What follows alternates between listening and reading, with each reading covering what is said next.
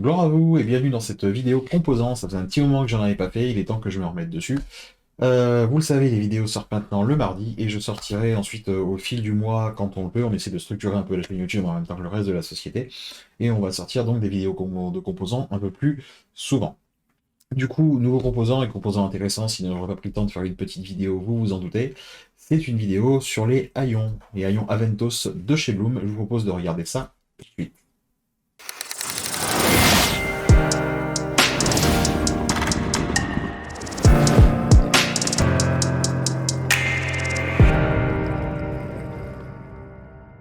Nous voilà donc dans une implantation standard, donc on a trois bouts de caisson haut. Et maintenant, ce qu'on va faire, c'est qu'on va insérer des haillons à l'intérieur. Alors, pour faire ça, on va aller dans la catégorie agencement, puis dans haillons Aventos.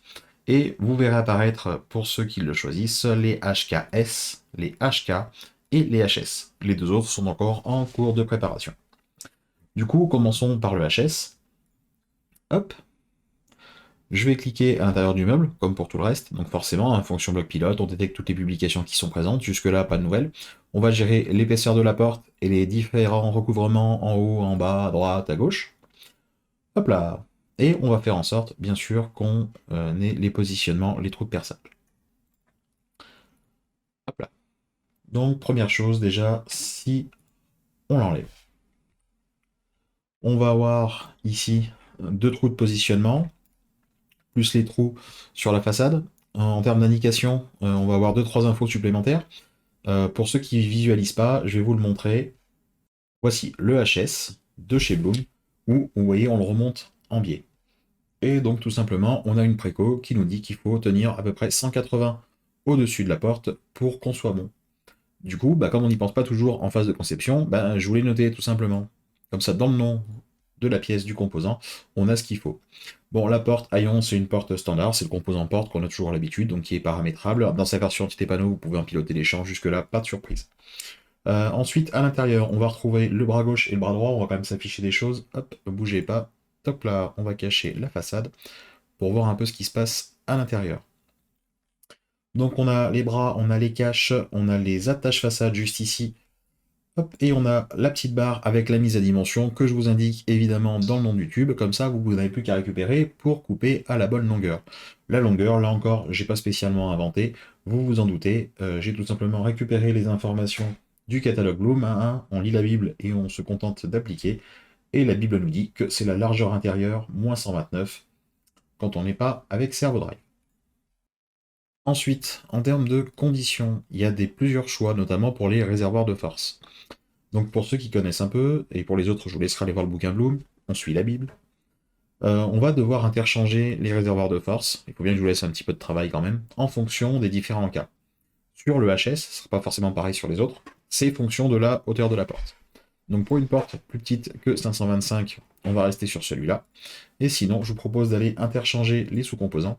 Et vous voyez qu'on a des portes qui vont de 350 à 525, de 526 à 675 et de 676 à 800. Donc pour nous, en réalité, ça ne change rien sur le composant en lui-même, ni sur ses versages. Par contre, ça va changer les références pour vos sorties de liste de quincaillerie. Du coup, pour ceux qui veulent aller jusque-là et aller dans le détail, ça peut être carrément utile. Je vous propose de passer sur le deuxième haillon, là, le HK. Hop, même chose, recouvrement bas, haut, gauche, droite, on va suivre exactement le même chemin. Donc qui s'insère évidemment avec la porte, je vous rappelle que c'est le filtre qui fait qu'on la voit pas, mais sinon elle est bien là. On a les attaches façade, le cache, les deux boîtiers, et vous l'avez compris, on va retrouver la même chose. Donc cette fois, on a un petit calcul à faire, je vous montre ce que ça donne dans le catalogue Bloom. Hop là, et voici donc le HK top, et dans la fiche technique, on a tout simplement un calcul qui nous donne la hauteur pour savoir de combien dépasse le crack max. Bon, du coup, c'est très facile, on n'a plus qu'à appliquer le coefficient qui se trouve ici pour vous donner le résultat. Encore une fois, le but c'est de vous éviter d'avoir à le faire, et comme ça vous prévient et ça va vous dire qu'au-dessus du meuble, vous avez besoin de cette place nécessaire et disponible pour que ça puisse fonctionner correctement, ou alors passer sur un limiteur d'ouverture, mais ça après, c'est plus votre travail que le mien pour le moment. Sur la quincaillerie, je m'étale pas sur la porte de nouveau, sur la quincaillerie, même chose, cette fois on a une gestion, ils appellent ça de puissance pour la porte, chose que je vous calcule également. Mon problème, par contre, il est que si je viens voir toujours mon petit catalogue de référence, hop,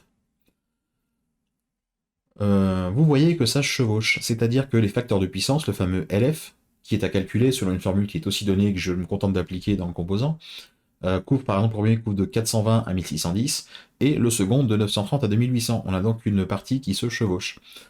Ne sachant pas forcément sur lesquels vous alliez partir, et ben en fait, je vous laisse le choix. Encore une fois, je vous laisse un petit peu travailler. Je vous ai rentré tout ce qui va bien. Donc, les premiers, de 420 à 1610, se retrouvent le même sur le catalogue, leur version Tipod. Et ensuite, on a un choix de positionnement, puisqu'ils peuvent être soit vissés, soit positionnés avec une Eurovis, ce qui va changer évidemment les usinages. Donc forcément, on vous avait mis ça en code catalogue pour que vous ne perdiez pas de temps et que tout soit disponible. Hop, hop, on va le faire. Et on a l'indication qui apparaît ici. Comme ça, on n'est pas perdu et on sait ce qu'on usine. On voit bien les trous qui changent. Hop là, je vous propose de passer maintenant sur le troisième, et vous avez compris ce qui va se passer, ça va être du même acabit. Hop, hop, hop, je valide rapidement, on passe dessus, procédé automatique. Cette fois, on a le boîtier, les minis en base sur le HKS, qui, je le rappelle, est fait pour les plus petites portes encore. Hop, tiens, j'ai pas été jusqu'au bout. Un coup d'œil au catalogue.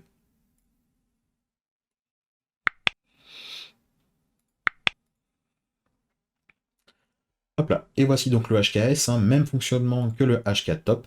La seule différence, boîtier plus petit, boîtier de force plus petit aussi, on est sur des plus petites portes, très clairement.